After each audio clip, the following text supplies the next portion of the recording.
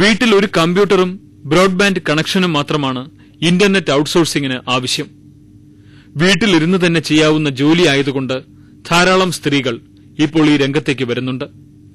തങ്ങളുടെ സൌകര്യത്തിനനുസരിച്ച് ജോലി ചെയ്യാമെന്നതാണ് ഇന്റർനെറ്റ് ഔട്ട്സോഴ്സിംഗിന്റെ പ്രധാന ഗുണമായി പറയുന്നത്.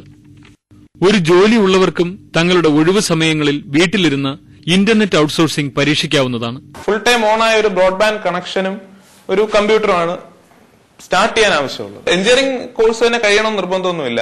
ഏത് ട്രേഡ് പഠിച്ച ആളാണെങ്കിലും ഈവൻ ഗ്രാജുവേറ്റ് ആവണമെന്ന് പോലും ഇല്ല. നമുക്ക് നമ്മുടെ ടാലന്റ് അതാണ് ഇമ്പോർട്ടന്റ്. നമുക്ക് എന്തൊക്കെ അറിയാം, അത് എങ്ങനെ നമുക്ക് സെല് ചെയ്യാൻ പറ്റും എന്നുള്ള ഒരു തിരിച്ചറിവ്, അതാണ് വേണ്ടത്. അപ്പോ അതിന് ഒരു ഡിഗ്രിയോ അങ്ങനെ ഒന്നും നിർബന്ധമല്ല. നമ്മൾ പ്രൊജക്ട് ഇന്റർനെറ്റിൽ വർക്ക് ചെയ്യുമ്പോൾ അവർ നമ്മളടുത്ത് നമ്മുടെ ക്വാളിഫിക്കേഷൻ ഒന്നും ചോദിക്കാറേ ഇല്ല. അവർക്ക് വർക്ക് ചെയ്ത് കിട്ടണം, അത്രേ ഉള്ളൂ. അപ്പൊ നമ്മുടെ ഒരു പ്രൊഫൈൽ അല്ലെങ്കിൽ നമ്മൾ ഇത്ര വർക്ക് ചെയ്തിട്ടുണ്ടെന്നൊക്കെ അവരെ കൺവിൻസ് ചെയ്യാൻ പറ്റിക്കഴിഞ്ഞാൽ അവര് അത് നമ്മളോട് വേറെ കൂടുതലൊന്നും ചോദിക്കാറില്ല. സോ ഒരു ഡിഗ്രി വേണമെന്നോ അങ്ങനെ ഒരു നിർബന്ധമില്ല.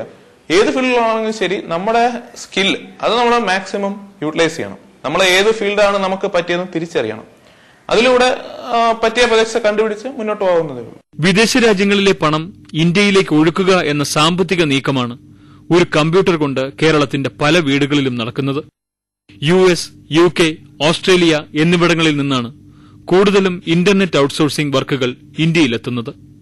അപൂർവമായെങ്കിലും ജപ്പാനിൽ നിന്നും ചൈനയിൽ നിന്നുമൊക്കെ വർക്കുകൾ ഇവിടെ എത്താറുണ്ടത്രേ. ഇന്ത്യയിലെ തന്നെ വൻകിട നഗരങ്ങളിലെ പല കമ്പനികളും തങ്ങളുടെ ജോലികൾ ഇന്റർനെറ്റ് ഔട്ട്സോഴ്സിംഗിലൂടെ ചെയ്യിപ്പിക്കുന്നുണ്ട്. മദ്രാസും ബാംഗ്ലൂരുമൊക്കെ അവയിൽ ചിലതാണ്. US നിന്നൊക്കെയാണ് അധികം പ്രൊജക്ട്സ് വരുന്നത്. അപ്പം അവിടുത്തെ സീസണും അവിടെ ഇപ്പൊ ഹോളിഡേസ് കൂടുതലാണെങ്കിൽ അത് നമ്മൾ ഇവിടെ എഫക്ട് ചെയ്യും, ഈ വർക്കിനെ എഫക്ട് ചെയ്യും. വളരെ റെയർ ആയിട്ട് ജപ്പാനിൽ നിന്നും ചൈനയിൽ നിന്നും ഒക്കെ പ്രൊജക്ട് വരാറുണ്ട്. ചൈനയിൽ നിന്നൊക്കെ വരുമ്പോൾ കൂടുതൽ അവരുടെ ഭാഷ മനസ്സിലാക്കുന്നതാണ് ബുദ്ധിമുട്ട്. അവർക്കും ഇംഗ്ലീഷ് അറിയില്ല, നമുക്ക് അവരുടെ ഭാഷ അറിയില്ല. പക്ഷെ US നിന്നൊക്കെ ആകുമ്പോൾ അവർ വളരെ സ്ട്രേറ്റ് ഫോർവേഡ് ആയിരിക്കും. അവരെ എല്ലാം വളരെ ഡീറ്റെയിൽഡ് ആയിട്ട് ഒരു പ്രൊജക്ട് ഗൈഡ് ലൈൻ തന്നെ നമുക്ക് തരും. മറ്റ് ഏഷ്യൻ കൺട്രീസിൽ നിന്ന് വരുന്ന പ്രൊജക്ടുകളാണ് പലപ്പോഴും ബുദ്ധിമുട്ടായിട്ടുള്ളത്. ഈവൻ ഇന്ത്യയിൽ നിന്ന് പോലും പ്രൊജക്ട് വരാറുണ്ട്, ബാംഗ്ലൂർ, മദ്രാസ് അവിടെ നിന്നൊക്കെ. പക്ഷെ അവരുടെ പേയ്മെന്റ് അവരെപ്പോഴും ഇന്ത്യൻ എക്കണോമിയിൽ കൺസിഡർ ചെയ്യുന്നതുകൊണ്ട് നമുക്ക് വർക്ക് സെയിം ആണെങ്കിലും പ്രൊജക്ട് പേയ്മെന്റ് വളരെ കുറവായി. ഇത്തരത്തിൽ ഇന്റർനെറ്റ് ഔട്ട്സോഴ്സിംഗിലൂടെ ഇന്ത്യയിലേക്ക് വിദേശ നാണ്യം ഒഴുകിയെത്തുമ്പോഴും ചില അപകടങ്ങൾ കണ്ടില്ലെന്ന് നടിക്കാനാകില്ല.